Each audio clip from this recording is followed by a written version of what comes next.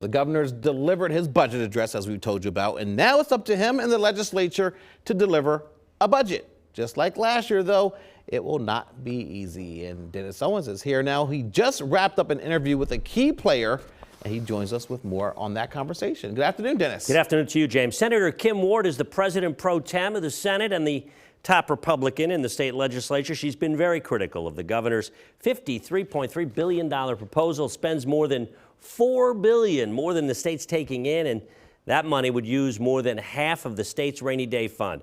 Ward says that's going to be a hard sell in her caucus, and Shapiro's plan relies on revenue streams from things like skill games and legalized marijuana that don't even exist yet. But the threat of tax increases does exist, she insists.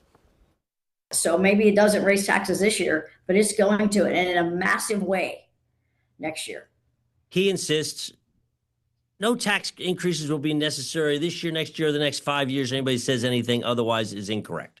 You say, well, to quote the governor, just because he says it doesn't make it true. That's not true. Well, again, the budget is due June 30th. It wasn't done until November last year, you may recall. Appropriations hearings, the next step in the process, begin in the House and Senate later this month. James, it is an election year, as we've no doubt told you. We were once a battleground state. The governor's up on the ballot, all of the state House, half of the state Senate. Usually that means the budget is put to bed early so as not to anger voters. But this year, who knows? As you can see, there's still a pretty big gulf. Do you know, is she also up this year?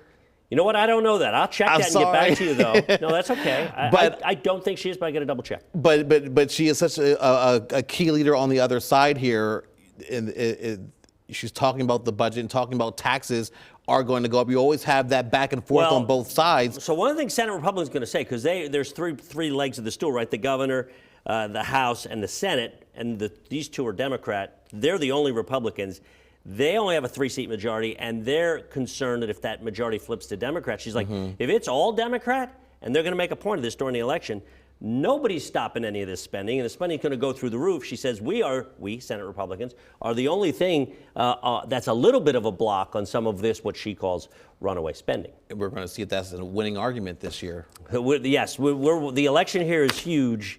And it's going to be interesting to see how voters are feeling come November. Absolutely. I'm going to get back to you with whether she's up for re-election. You'll have that before the end of the show to let your viewers know. I'm embarrassed I don't know that answer, but I'm going to get it. Stay tuned. All right. Thank you very much, Dennis. Really appreciate it. Hi, I'm Eric Finkenbinder from ABC 27. We're excited to announce the new ABC 27 News Plus app. Live stream newscasts or watch content on demand. This is different than the ABC 27 app on your smartphone. You can check this out at home, and it's very easy to use. With a Fire Stick, go to the home page, scroll down to search. From there, enter ABC 27. Move over to the apps, and there we are. Click the icon and install. It's just that easy.